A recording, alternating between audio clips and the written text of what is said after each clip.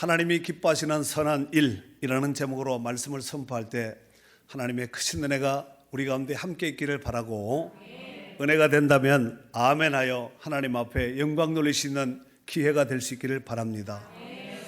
자, 오늘 본문의 배경인 디모데 전서는 사도 바울이 마게도냐 지역에서 전도 사역을 할 때에 에베소에서 목회하고 있던 젊은 목회자인 디모데에게 목회 서신으로 띄운 말씀 중에 한 부분이라고 볼 수 있습니다. 당시 디모데는 에베소 지역에서 목회하고 있었는데, 이 에베소 지역은 소아시아 서쪽 해안 항구 도시로서 일찍부터 해상과 육로 교통이 아주 발달하게 되었고, 그로 인하여서 상업과 무역이 성행한 국제 도시의 중심지였으며 군사의 요충지였고, 또 이 지역은 인구가 가장 많고 부유한 대도시였습니다. 그러나 역사적으로 볼 때 물질이 풍부하고 부유한 곳에는 죄가 많았던 것처럼 이 지역도 아데미 여신을 숭배하는 이런 타락된 문화와 죄악이 가득한 곳이었습니다. 이런 지역에 세워진 에베소 교회 내에는 물질의 부유함을 누렸던 성도들도 많이 있었다는 사실입니다. 문제는 이렇게 부유한 성도들 중에서는 가진 물질로 인하여서 하나님 말씀에 순종하지 않고 하나님을 섬기는 일에 게으리했으며, 또한 가난하고 힘든 성도들을 무시하고 도와주지 않고 오히려 업신여기는 일도 발생하게 되었다는 사실입니다. 그래서 사도 바울은 에베소에서 목회하고 있던 젊은 지도자인 목회자인 디모데에게 오늘 서신을 띄우면서 재물을 많이 가지고 누렸던 부자들에게 피하여야 할 것과 적극적으로 힘써야 할 것을 오늘 본문을 통해서 제시하고 있습니다. 자, 그런 맥락에서 오늘 본문 가운데서 17절에 있는 말씀을 다 같이 읽도록 하겠습니다. 내가 시작. 내가 이 세대에서 부한 자들을 명하여 마음을 높이지 말고 정함이 없는 재물에 소망을 두지 말고 오직 우리에게 모든 것을 후히 주사 누리게 하시는 하나님께 두며. 아멘. 자, 오늘 사도 바울이 금방 읽었던 17절과 같이 이와 같이 말씀을 서신으로 편지로 쓴 것을 보아서 이미 에베소 교회 성도들 가운데 부자 성도들은 많은 재물을 누리면서 마음을 높였다는 것을 알 수가 있고, 그로 인해서 교만에 빠진 자들이 있었다는 것을 알 수가 있습니다. 뿐만 아니라 하나님 나라의 소망보다는 세상에 소망을 두고 물질에 소망을 두며 살아가는 성도들이 있었다는 것을 보여주고 있습니다. 여기서 내가 이 세대에서 부한 자들을 명하여 마음을 높이지 말고 라고 말씀하고 있는데, 이 마음을 높였다는 것은 교만하다, 자랑하다, 거만하다 라는 뜻으로서 자신을 높이 평가해서 교만하여 남을 우습게 여기는 자를 일컫는 말입니다. 여기서 재물이 많은 사람들이 명심해야 할 것이 있습니다. 그것은 바로 이 세상의 모든 것들은 다 하나님께서 지으셨고, 그러므로 그 주인이 하나님이십니다. 아무리 우리가 많은 물질과 부유함을 누렸다 할지라도 주인이 우리가 아니라 그 모든 것의 주인은 하나님이시라는 것입니다. 그리고 누군가가 특별한 재물의 부유함을 누리고 있다면 하나님께서 은혜로 이 모든 것을 주셨음을 알고 재물이 많다고 해서 교만하지 말고 자랑하지 말고 거만하지 말아야 될 줄로 생각이 됩니다. 그로 인해서 우리가 믿는 성도들의 신앙 고백과 같은 물질을 통하여서 신앙 고백하는 10의 1조를 드리면 왜 드리나요? 돈 남아서 드리는 것이 아니잖아요. 10의 1조를 드린다는 것은 나의 모든 물질의 주가 하나님이십니다. 이것을 표시하는 것이 바로 10의 1조를 드리는 것이 아니겠습니까? 또한 우리가 예배를 드린다는 것은 나는 하나님의 거룩한 백성으로 구별된 천국의 백성 하나님의 자녀입니다. 이것을 비표하는 것이 바로 예배하는 것이 아니겠습니까? 학개서 2장 8절에 보면은 은도 내 것이요 금도 내 것이니라 만군의 여호와의 말씀이니라 했고, 욥기 41장 11절에는 천하에 있는 것이 다 내 것이라고 하나님께서 말씀하셨습니다. 자, 또 17절에 보면은 17절 아까 중반절에 보면은 정함이 없는 재물에 소망을 두지 말고 정함이 없는 재물에 소망을 두지 말고 오직 우리에게 모든 것을 후히 주사 누리게 하시는 하나님께 두며 그랬습니다. 사람들 중에는 이런 사람들도 있습니다.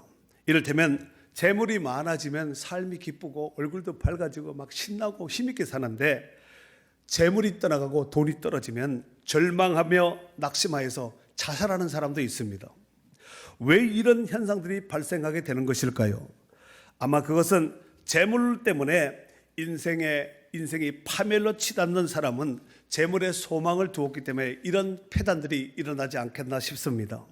문제는 교회 안에, 에베소 교회 안의 성도들 뿐만 아니라 오늘날 현재 교회 성도들 가운데서도 이런 사람들이 있다는 것입니다.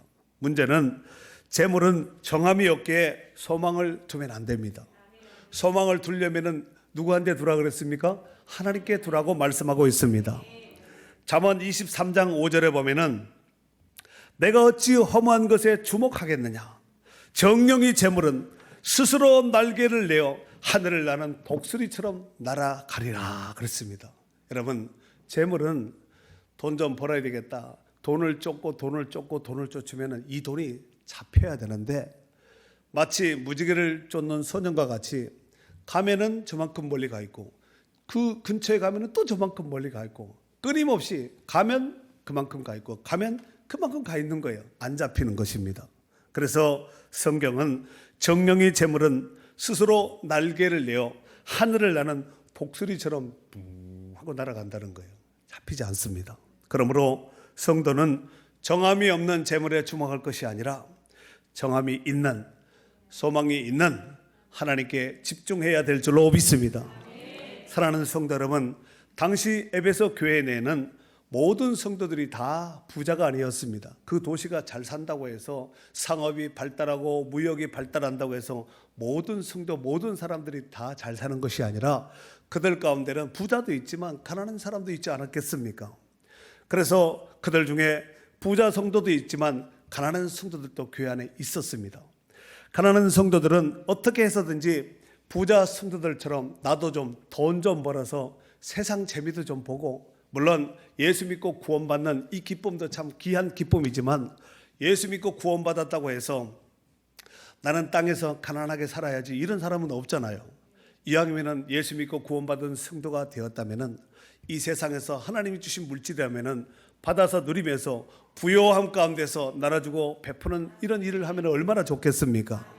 자, 문제는 믿음을 떠나서 신앙을 떠나서 돈을 쫓는 이런 성도들이 들어 있었다는 것입니다. 그래서 사도 바울은 오늘 본문은 17절서부터 19절의 말씀인데, 그 앞에 보면은 이제 7절서부터 10절에 보면은 이와 같이 돈을 쫓고 돈을 벌기를 소망했던 자들을 향해서 이와 같이 말씀하고 있는데, 우리 다 같이 한번 읽도록 하겠습니다. 7에서 10절까지예요. 시작. 우리가 세상에 아무것도 가지고 온 것이 없음에 또한 아무것도 가지고 가지 못하리니 우리가 먹을 것과 입을 것이 있은즉 족한 줄로 알 것이니라. 부하려 하는 자들은 시험과 올무와 여러 가지 어리석고 해로운 욕심에 떨어지나니 곧 사람으로 파멸과 멸망에 빠지게 하는 것이라. 돈을 사랑함이 일만 악의 뿌리가 되나니 이것을 탐내는 자들은 미혹을 받아 믿음에서 떠나 많은 근심으로써 자기를 찔렀도다. 아멘. 그래요. 우리가 이 세상에 올 때 아무것도 가져온 것이 없습니다. 그로 인해서 아무것도 가져가지 못한다는 것입니다. 그러므로 우리가 먹을 것과 입을 것이 있은즉 족한 줄로 알라라는 것입니다. 문제는 9절에 보면은 부하려 하는 자들, 부자 되려 하는 자들, 돈 벌려 하는 사람들에게 이렇게 말씀하고 있습니다. 시험과 올무와 여러 가지 어리석고 해로운 욕심에 떨어진다는 거예요. 곧 사람으로 파멸과 멸망에 빠지게 하는 것이다. 돈을 사랑함이 일만하게 뿌리가 되나니 이것을 탐내는 자들은, 여러분 돈이 나쁘다는 것이 아니라 이것을 탐내는 자들은 미혹을 받아 믿음에서 떠나 많은 근심으로 자기를 찔렀도다. 이렇게 말씀하고 있습니다. 여러분, 우리가 살아있는 거 감사해야 되고, 예수 믿는 거 예수 믿고 구원받은 거 감사해야 되고, 거할 집과 자녀와 먹을 양식이 있고 입을 옷이 있다는 거, 내 일터가 있다는 거, 내 가족이 있다는 거, 내 교회가 있다는 거, 내가 해야 될 일이 있다는 거, 이거 정말 감사하셔야 됩니다. 아무나 누구나 다 이런 것을 취하는 것이 아니라 살아있는 자만이 할 수 있는 것이 아니겠습니까? 자, 이런 것들을 피하라는 거예요. 그리고 11절에 보면은 오직 너 하나님의 사람아 이것들을 피하라는 거예요. 이런 것으로 인해서 사람들이 근심을 하게 되고 미혹을 받아서 하나님을 떠나게 되는 이런 불행한 역사가 발생되니까 이것들을 피하라고 말씀하고 있습니다. 이에 반해서 12절에 보면은 믿음의 선한 싸움을 싸우라 영생을 취하라 그랬습니다. 피해야 될 것이 있고 버려야 될 것이 있고 취해야 될 것이 있는데 이런 것들은 피하고 취해야 될 것은 믿음의 선한 싸움을 싸우고 또 영생을 취하라고 말씀하고 있습니다. 이 복된 은혜가 오늘도 우리 가운데 함께 있기를 바랍니다. 사랑하는 성도 여러분, 우리가 성경에 보면은 정함이 없는 재물에 소망을 두었다가 구원받지 못한 정말 불행한 역사를 가진 이런 사람들이 성경에 나오지 않습니까? 그 대표적인 사람이 누가복음 12장 16절 이하에 보면은 어리석은 부자 이야기가 나옵니다. 한 부자가 그 밭에 소출이 풍성해졌습니다. 농사를 지었는데 대박이 난 것이죠. 심중에 생각합니다. 내가 곡식 쌓을 둘 것이 없으니 어찌할꼬 고민하다가 결국은 내가 이렇게 하리라. 내 곡간을 더 크게 짓고 내 모든 곡식과 물건을 거기 쌓아둬야 되겠다. 그리고 자기 영혼에게 이렇게 말을 합니다. 영혼아, 열에 쓸 물건을 많이 쌓아두었으니 평안히 쉬고 먹고 마시고 즐거워하자. 이렇게 말을 했습니다.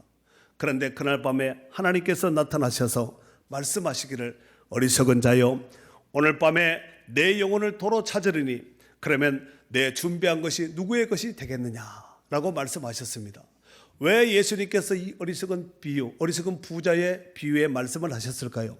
바로 21절에 보면은 자기를 위하여 재물을 쌓아두고 하나님께 대하여 부여하지 못한 자가 이와 같으니라 라고 말씀하고 있습니다. 여러분, 우리가 지난 주간에 아프가니스탄 이라는 나라가 탈레반이라는 이 무장단체에서 수도 카불이 점령이 되어서 나라가 붕괴된 사태를 우리가 보았습니다. 문제는 이 아프가니스탄의 대통령, 그런데 이 대통령이 자기 살겠다고 현금을 4트럭이나 차 싣고 헬기로 참모들과 함께 부탁탁 하고 타가지고 도망을 가버린 거예요.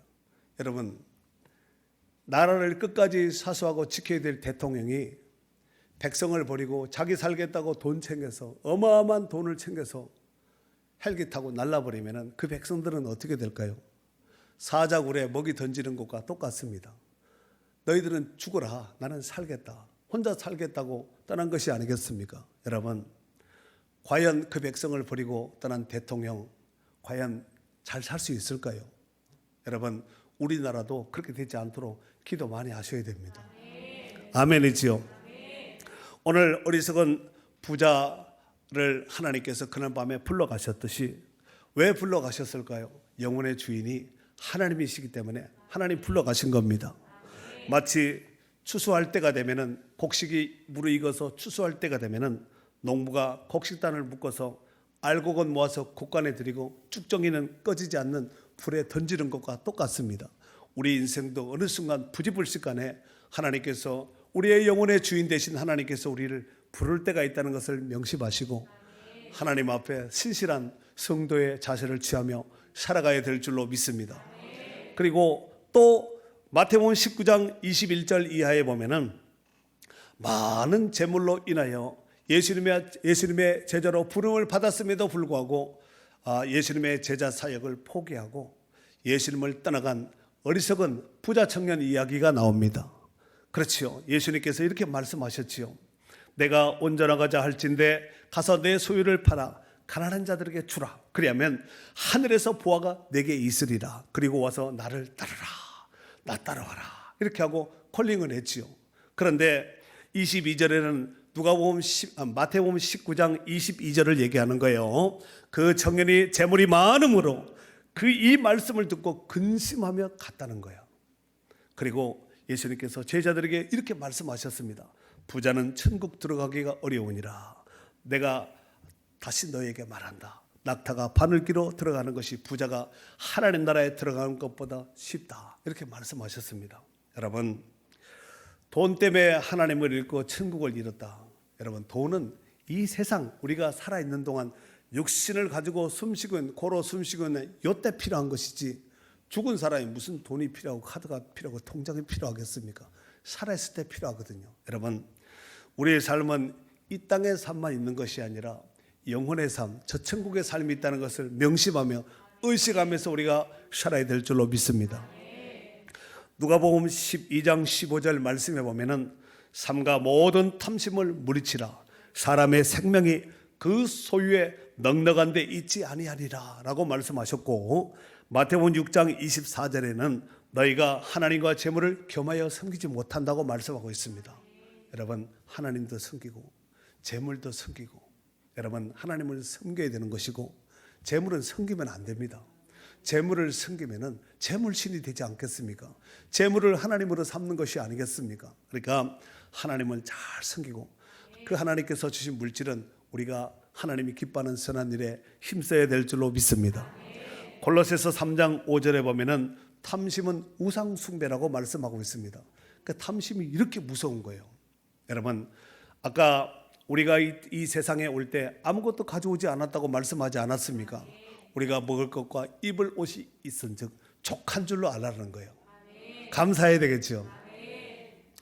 사랑하는 성도 여러분, 우리가 이 땅에서 살아감에 있어서 재물은 참 꼭 필요한 절대적인 부분이라고 볼 수 있습니다. 그래서 예나 지금이나 많은 사람들이 잘 먹고 잘 살기 위해서 열심히 일하며 악착같이 돈을 벌려고 하지 않습니까? 그만큼 돈의 가치가 중요하기 때문입니다. 그렇다면 도대체 어떻게 하면 돈을 많이 벌 수 있고 재물을 많이 가질 수가 있을까요? 여러분, 하나님이 재물을 주시면 되는 거예요. 재물 얻을 능력을 주시면 되는 것입니다. 신명기 8장 17절에서 18절에 보면은 이런 말씀이 있습니다. 내 능력과 내 손의 힘으로 내가 이 재물을 얻었다 말할 것이라. 내 하나님 여호와를 기억하라. 그가 내게 재물 얻을 능력을 주셨습니다. 그랬습니다. 하나님께서 우리에게 재물 얻을 능력을 주시면 되는 거예요. 아멘이죠. 그렇다면 하나님께서 왜 재물 얻을 능력을 주셨을까요? 바로 하나님께서 재물을 얻을, 또 돈을 누릴 수 있는 그 목적을 주신 목적은 하나님께서 기뻐하는 선한 일을 하라고 주신 거예요. 우리가 잘 먹고 잘 사는 것도 중요하지만, 그러나 먹고 살면서 그 하나님이 기뻐하는 일을 하면은 하나님이 부어주시고 더 부어주신다는 거예요.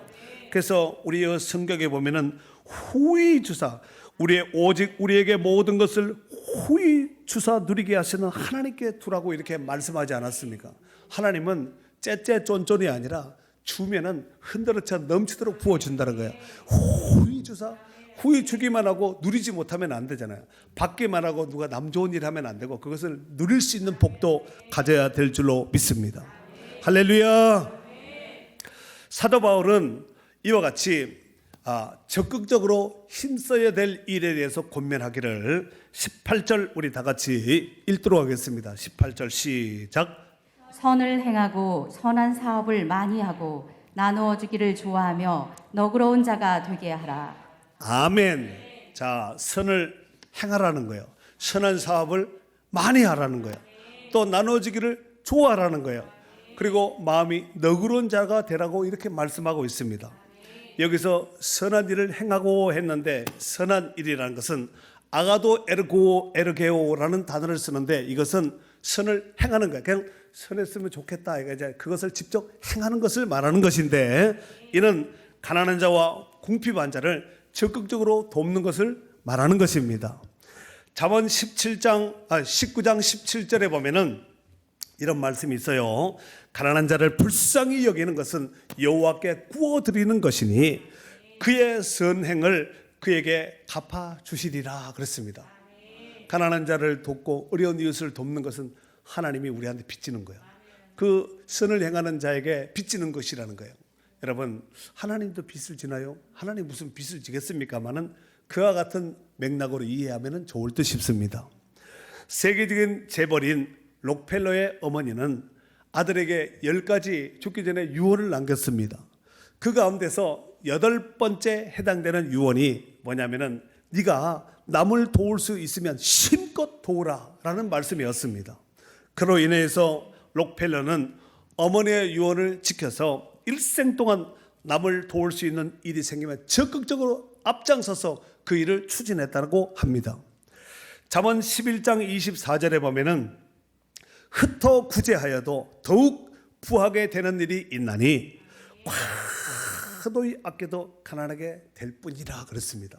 여러분, 나눠주고 베풀고 꾸어주고 이런다고 해서 거지 되는 것이 아니에요. 오히려 그런 사람이 잘 됩니다. 성경에 금방 말씀드렸죠. 과도히 아낀다는 게 뭘까요? 지나치게 구두쇠처럼 아낀다 할지라도 부자 되는 것이 아니라는 거예요. 어느 정도는 되겠죠. 우리가 아끼고 전략하는 이것은 필요하지만 과도히 아끼는 것을 얘기하는 것입니다. 사도 바울은 오늘 본문의 말씀을 통하여서 이미 많은 부여를 누리고 있는 부자 성도들에게 마음을 높이지 말고 정함이 없는 재물에 소망 두지 말라는 거예요.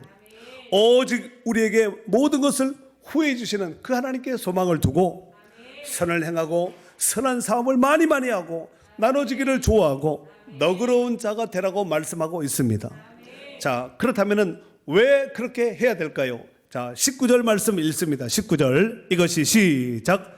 이것이 장래에 자기를 위하여 좋은 터를 쌓아 참된 생명을 취하는 것이니라. 아멘. 이것이 장차 자기를 위하여 좋은 터를 쌓아 참된 생명을 취하는 것이라고 말씀하고 있습니다. 여러분, 저는요 그렇게 생각합니다. 정말 예수 믿고 구원받은 성도들이 해야 될 일이 무엇인가? 예수 믿고 구원받은 성도들 어떻게 살아야 될 것인가? 이게 정말 중요하거든요. 예수 믿고 구원받은 성도들이 어떻게 사는 것인가? 하나님이 예수 믿고 구원받은 성도들에게 무엇을 원하시는가? 그걸 알면 간단하지 않겠습니까? 에베소서 2장 10절에 보면 이런 말씀이 있습니다.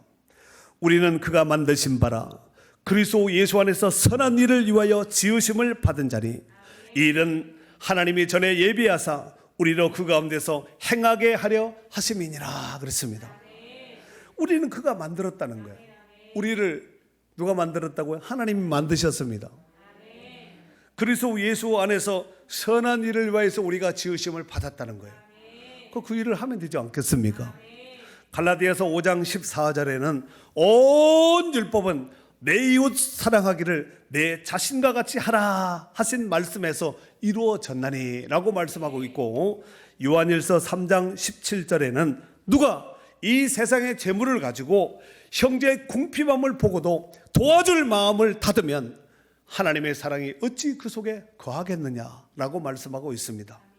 사랑하는 성도 여러분, 저는 최근에 우리 교회가 현재 추진하고 있는 가난한 이웃을 섬기기 위한 이 푸드뱅크 사역은 구제 사역의 관점으로 보나 복음 사역의 관점으로 보나 하나님이 기뻐하시는 선한 사역이라고 생각합니다.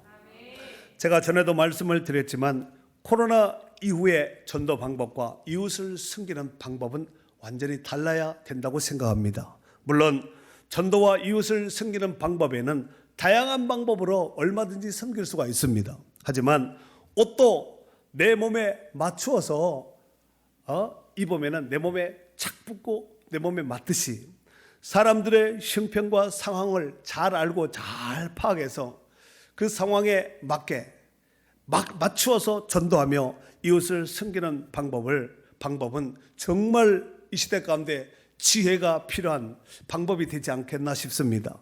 저는 그것을 이루는 또 다른 방법이 푸드뱅크 사역이라고 생각하며 추진 중에 있습니다. 그러므로 저의 취지를 여러 번 말씀을 드렸고 오늘도 비슷하게 언급을 합니다만은 여러분이 함께 같이 기도해 주시고 또 할 수만 있다면은 물질로도 함께 힘을 모아 주셨으면 좋을 듯 싶습니다.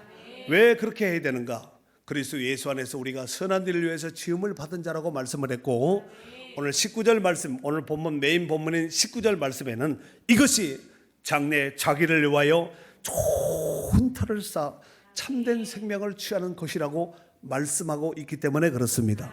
그래야 하나님이 기뻐하시는 선한 일과 선한 삶에 더 많이 힘쓰므로 천국의 부유한 상급을 많이 쌓을 수 있는 기회로 삼을 수 있기를 바랍니다. 그래서 여러분의 이름이 천국에서 해같이 빛나는 축복을 누릴 수 있는 기회가 될 수 있기를 주의 이름으로 축원합니다. 축원합니다.